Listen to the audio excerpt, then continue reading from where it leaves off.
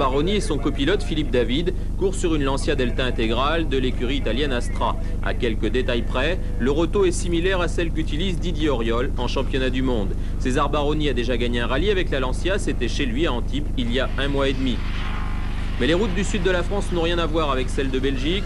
Depuis 10 jours, le pilote français est au travail sur des routes flamandes qu'il n'a plus pratiquées depuis le milieu des années 80.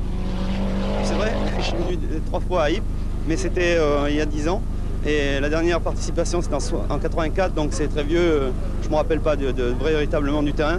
Bon, je sais très bien qu'il y a beaucoup de monde, que c'est un rallye, je me rappelle, qui est très particulier parce que non pas les temps ont tous les faits complètement sur les routes, mais aussi dans les champs, je dirais.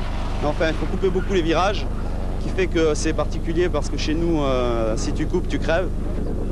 Essai de pneus, essai d'amortisseurs, la dernière journée avant le départ a été consacrée au réglage de l'auto. Des essais grandeur nature effectués sur une portion de spécial. La Lancia est puissante, légère, mais elle s'adapte mal aux routes bosselées. C'est un tracé qui est vachement technique, vachement piégeux. Bon, au niveau copilotage, il n'est pas évident parce qu'il y a des carrefours partout. On tourne tous les 100 mètres, tous les 200 mètres et tout. Bon, c'est un rallye qui m'a l'air très bien organisé. Je sais pas, je pourrais en dire un peu plus à la fin du rallye. Mais c'est une épreuve qui avait une réputation très très rapide et je crois qu'elle a bien sa réputation. On verra bien par la suite. César Baroni et Philippe David sont actuellement 2e du championnat d'Europe avec 390 points de retard sur l'Allemand Weber. Pour conserver leur chance pour le titre, ils savent qu'ils doivent absolument marquer le maximum à Ypres. Ils savent aussi que depuis Jean Ragnotti en 1985, aucun Français n'a gagné ici.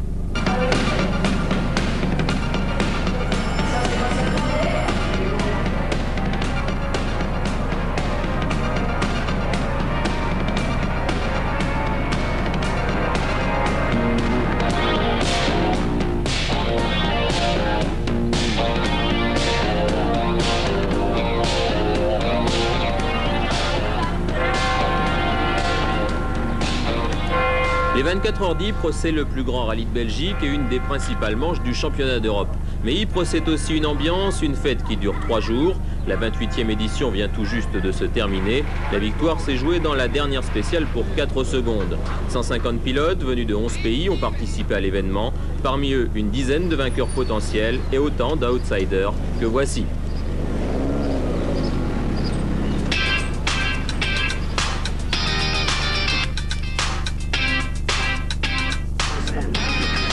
Numéro 1, Patrick Snijers sur Ford Sierra 4x4. Le quintuple champion de Belgique a gagné l'an dernier, mais a eu bien des malheurs depuis le début de la saison. Toujours pas de victoire en 92.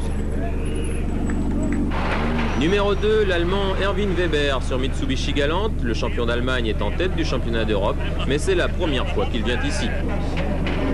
Numéro 3, Robert Drugmans sur Ford Sierra 4x4, c'est Monsieur 24 heures d'Ypres. Il a déjà remporté l'épreuve 4 fois. Avec Snijers, c'est le principal favori.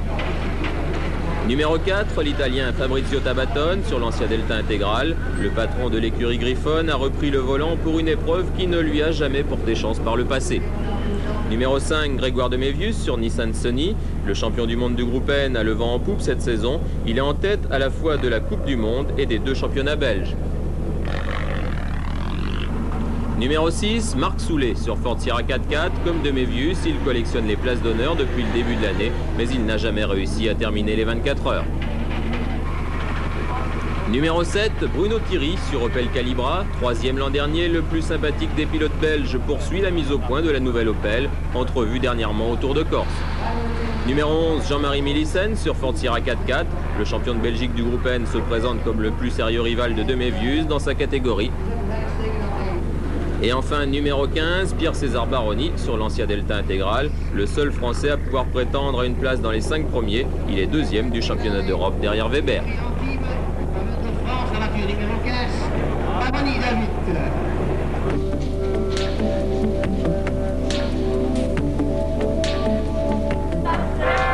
Le passage obligatoire aux vérifications techniques, un rendez-vous désormais traditionnel pour Denis Desremoux. Avec 21 participations, ce Lillois d'origine détient aujourd'hui le record de longévité dans l'épreuve, un véritable pèlerinage. C'est un rallye qui a une ambiance, un style, un charme. Et un petit peu unique. Sa première voiture, une Peugeot 204. À ses côtés, son frère, copilote de la première heure, a aujourd'hui cédé la place à son épouse Viviane, une complicité qu'il partage au volant depuis maintenant 13 ans. C'est le seul jour où il m'obéit. Alors j'apprécie. Effectivement, il a dit à gauche, je vais quand même à gauche. Je ne peux pas faire autrement. En 20 ans, de nombreux pilotes de renom se sont succédés sur la place d'Ypres avant de poursuivre leur carrière sous d'autres cieux.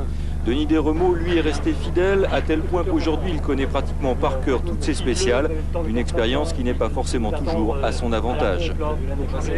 C'est-à-dire qu'il y a certains passages, je ne tiens plus compte qu'il y a eu un trou nouveau ou qu'il y a eu quelques plaques de gravier en plus. Et à ce moment-là, ça devient un petit peu chaud. C'est peut-être... non, maintenant, je crois que je connais trop bien. Mais l'expérience, ce sont aussi les petits trucs qui permettent de mieux vivre encore sa passion durant 48 heures. L'ambiance du rallye belge n'a désormais plus de secret pour le couple, qui a su aussi s'adapter à certaines situations.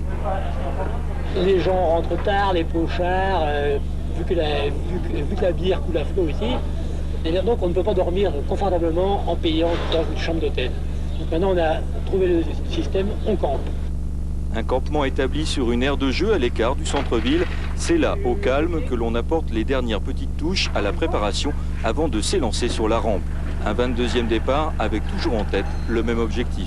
Ne pas faire du sport automobile une question d'amour-propre, de le faire pour le plaisir, c'est tout.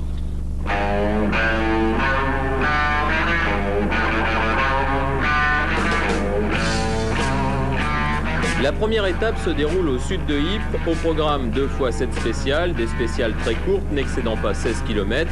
Toutes sont des classiques, les pilotes et les spectateurs connaissent les noms de Kemmel, Sulferberg ou Zillebeck par cœur. Le spectacle peut commencer avec un coup de chapeau à Renaud Verreit.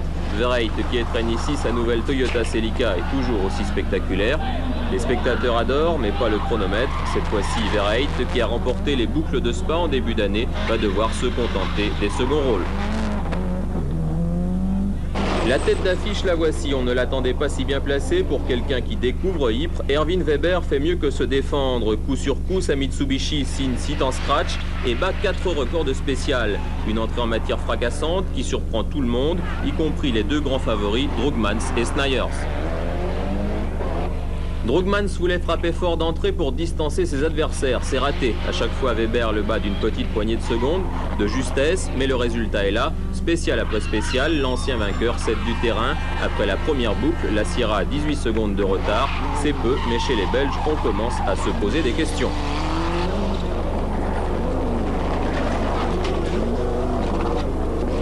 D'autant que Patrick Snijders a lui aussi du mal à suivre le train imposé par Weber. Sa Sierra dispose de suspensions plus dures. Ses réglages sont-ils vraiment satisfaisants? Toujours est-il que Snijders se voit son objectif de victoire menacé. Le match à 3 promet d'être palpitant. Derrière eux, Fabrizio Tabatone, qui dispute sa première course avec la nouvelle Lancia Delta Intégrale, fait un bon début de rallye. Il devance une autre Lancia, celle de Pierre-César Baroni. Baroni qui a du mal à se remettre dans le bain et qui fait 2 tout droit dans les tout premiers chronos de la journée.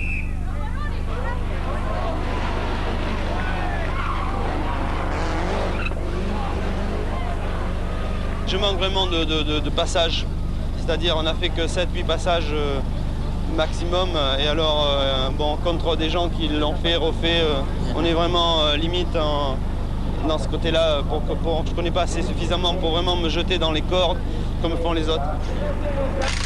Baroni, qui n'était pas venu à Ypres depuis 1984, compte déjà 1 minute et demie de retard. Il n'est pas le seul à souffrir sur les routes des Flandres. Décidément malchanceux, Marc Soulet connaît une succession de problèmes. Il tape, il crève et sa boîte de vitesse donne des signes de faiblesse. Des problèmes également pour Bruno Thierry. L'Opel Calibra est superbe, elle vient d'être refaite après le rallye de Wallonie, mais elle n'est pas encore au point.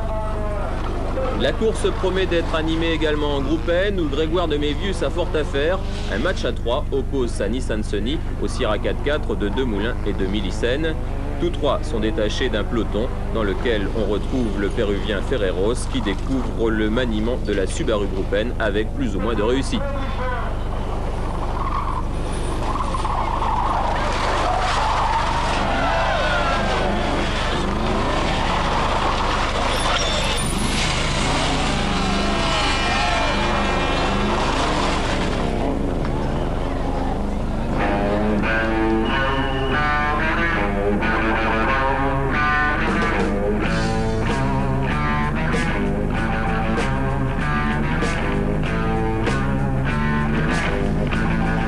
Plusieurs dizaines de kilomètres de bouchons, c'est aussi une des traditions des 24 heures d'Ypres, preuve qu'ici le rallye a toujours autant de succès.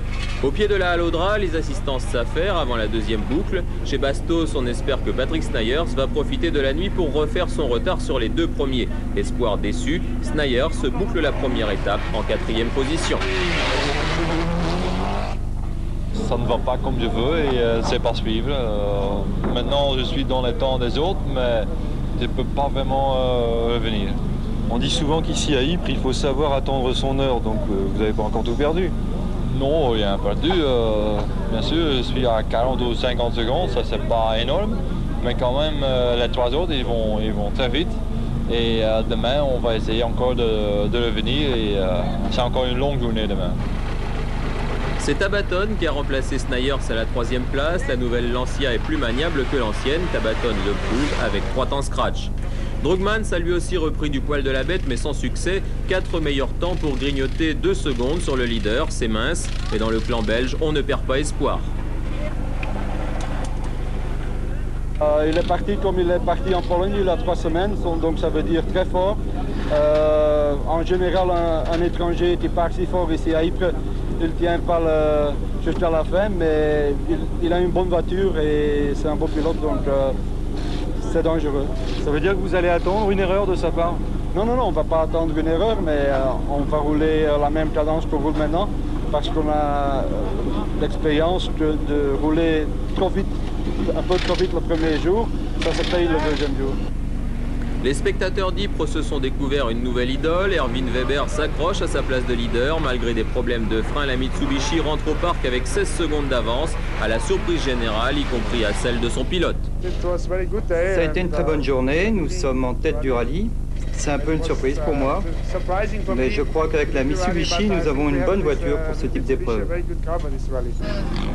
En groupe N, la journée a également été très disputée. Là, le suspense est entièrement belge. Grégoire de Mévius termine l'étape en tête, mais de justesse avec 4 et 16 secondes d'avance sur Dumoulin et Millicen. Je crois que c'est bien pour tout le monde que ce soit disputé. Et maintenant, apparemment, on a pris un petit avantage, mais on a des petits soucis avec les freins, une petite fuite d'huile.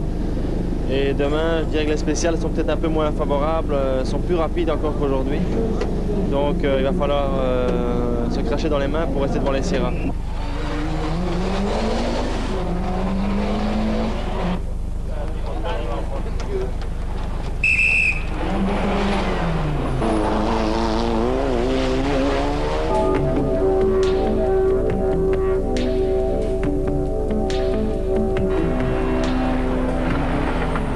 À chacun sa technique, mais à Ypres, tout bon spectateur qui se respecte doit avoir son escabeau ou l'équivalent à peu de choses près.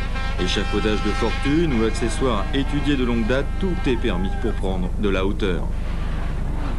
C'est important d'avoir l'escabeau là? Ouais. Autrement, on voit rien. C'est vrai que de là-haut, la vue est imprenable, mais les habitués le savent bien, le confort, ça se mérite, il suffit simplement d'y réfléchir à temps. L'escabeau, il faut le choisir solide, grand? Oh non, léger. Vous l'avez compris, durant ces 24 heures, on ne s'improvise pas spectateur. Ici, les touristes peuvent s'abstenir. Malgré les apparences, le public est surtout composé de connaisseurs. Pour preuve, l'accès payant au spécial, 50 francs français en moyenne, une participation financière qui ne refroidit pas pour autant les ardeurs. Le soleil lui aussi est au rendez-vous et les amateurs de sensations fortes en profitent bien sûr pour éliminer tout risque de déshydratation. Un décor immuable pour une cote de popularité que les organisateurs prennent soin d'entretenir en multipliant les possibilités de suivre la course dans les meilleures conditions possibles avec notamment un circuit vidéo interne. Le but n'est pas de concurrencer les journalistes qui sont sur place, hein. Il y a 250 journalistes là-bas. On essaie simplement de faire vivre au public la course. Nous, on est un peu ici des spectateurs privilégiés, on a l'information de la direction de course et on essaie de la communiquer, mais à chaud, sans analyse, comme ça, auprès du public, c'est tout. Des journaux toutes les heures, des flashs, le tout sur fond d'images de course. Plusieurs caméras sont en place sur les spéciales et permettent d'alimenter régulièrement la régie située à quelques mètres seulement du podium. Les moins téméraires peuvent donc pratiquement suivre le déroulement de la course sans quitter la Grand Place, point principal de ralliement des 24 heures. Pour tenter de les satisfaire, une poignée de passionnés bénévoles se sont lancés dans un véritable téléthon au bénéfice du sport mécanique. Vous pensez que le public perçoit bien tout ça? On pense, oui. Nous, on est dans une bulle, mais là, de l'autre côté, on voit le public. Là, on a vu la réaction dès qu'on avait les images. Bon, ben, tout le monde s'est présenté sur les écrans. On voit les murs d'images d'ici. Enfin, c'était l'information à chaud aussi, je crois que je pense. Un public choyé mais reconnaissant, ils étaient plusieurs dizaines de milliers de spectateurs à suivre l'épreuve cette année et les records d'affluence ont une nouvelle fois été battus. D'une génération à l'autre, le virus résiste bien. Après 30 années d'existence, les 24 heures d'Ypres suscitent toujours autant de vocations.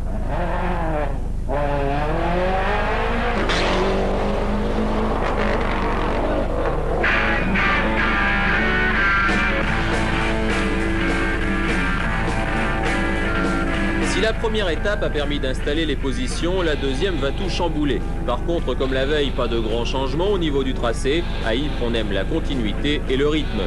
Pour Erwin Weber, la situation est simple. Avec 16 secondes d'avance, il doit absolument confirmer ses performances de la veille et il ne se fait pas prier. Dans les premières spéciales de la journée, l'Allemand poursuit son cavalier seul. Derrière lui, la menace se fait de plus en plus pressante. Robert Drugman s'est reparti à l'attaque, flirtant avec la limite. Il frôle plusieurs fois la sortie de route, puis va au fossé à Alveringhem.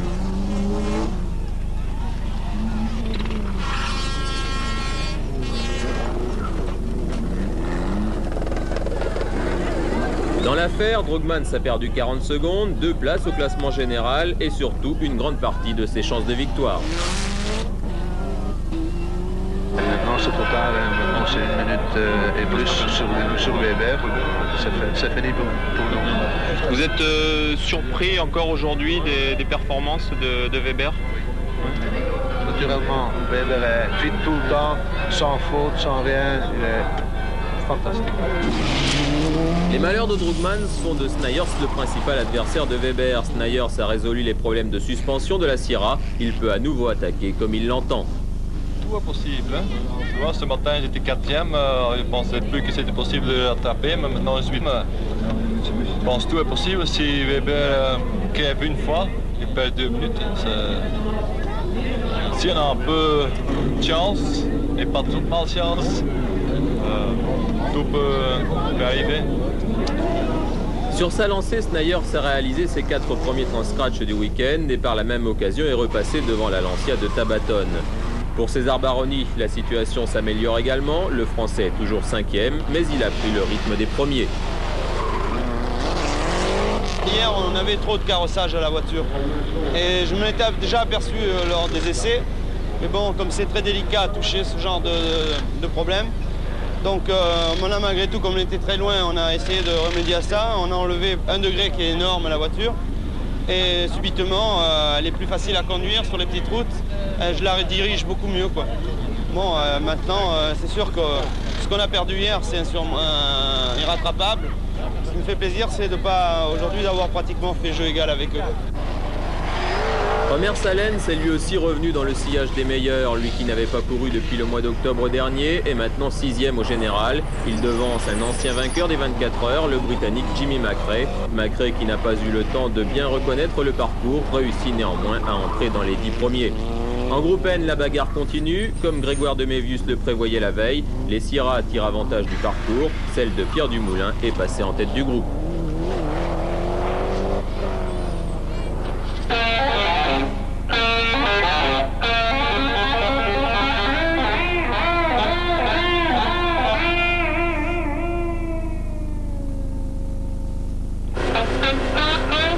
Il reste 12 spéciales à parcourir avant l'arrivée à 3 h du matin. C'est peu et beaucoup à la fois, car tout le rallye va se jouer sur cette dernière boucle de nuit, une boucle à rebondissement qui va permettre notamment à Grégoire de Mévius d'inscrire une nouvelle victoire en groupe N à son palmarès, la 4e dans un rallye belge depuis le début de la saison.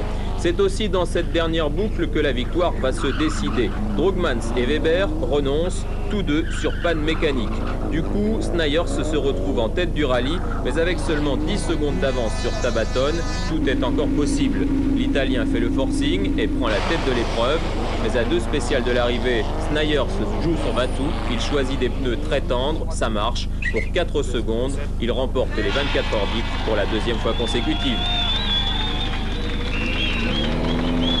j'ai eu un peu de chance que Weber a abandonné. Mais hier, on a mal commencé avec la suspension. J'ai perdu tout de suite 30, 40, 50 secondes. Et aujourd'hui, je suis parti en 4e position. Mais comme j'ai dit ce matin, c'est un rallye très dur. Et surtout la deuxième journée, c'est très très long. Et il y a toujours beaucoup de casse. Mais enfin, vers la fin, on a dû attaquer vraiment contre le Tabaton. Et heureusement, on gagne avec 4 secondes. Mais c'est assez, je suis très content. Je suis très content parce que le rallye, il a été très dur. La lutte avec Patrick, il a été fantastique. Alors gagner, bon, il y a un pilote qui gagne seulement, mais gagner c'est très bien, mais aussi pour moi, terminer deuxième avec un rallye comme ça, pour moi c'est fantastique.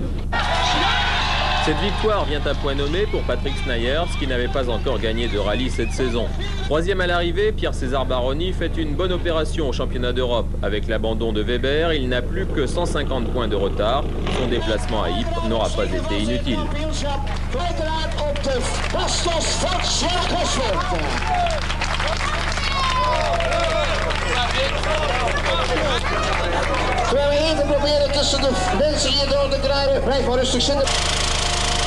Au fil des ans, les pilotes du Nord se font de plus en plus rares à Ypres. Cette année, il n'était qu'une douzaine à avoir fait le déplacement, un déplacement traditionnel pour Dominique Perrard.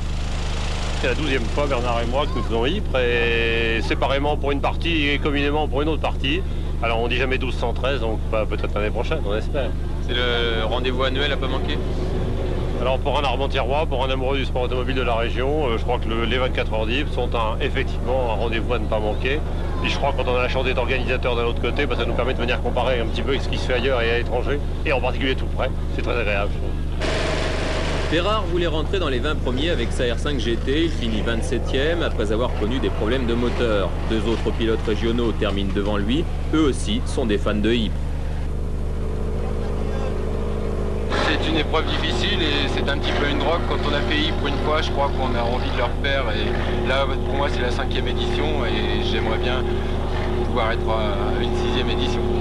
Oh, je pense que c'est le plus beau rallye de la région. Hein, c'est un championnat d'Europe, c'est, je pense, dans la région, une référence. C'est une super ambiance, du monde partout, c'est sympa. Michel Letellerie termine 26e avec sa 309 GTI. Quant à Eric Jouard, qui participait au volant de la BMW de Sabir Ghani, il finit 21e, premier nordiste et 3e français. Signalons que cette année, les pilotes originaires de la Côte d'Azur étaient plus nombreux que les nordistes.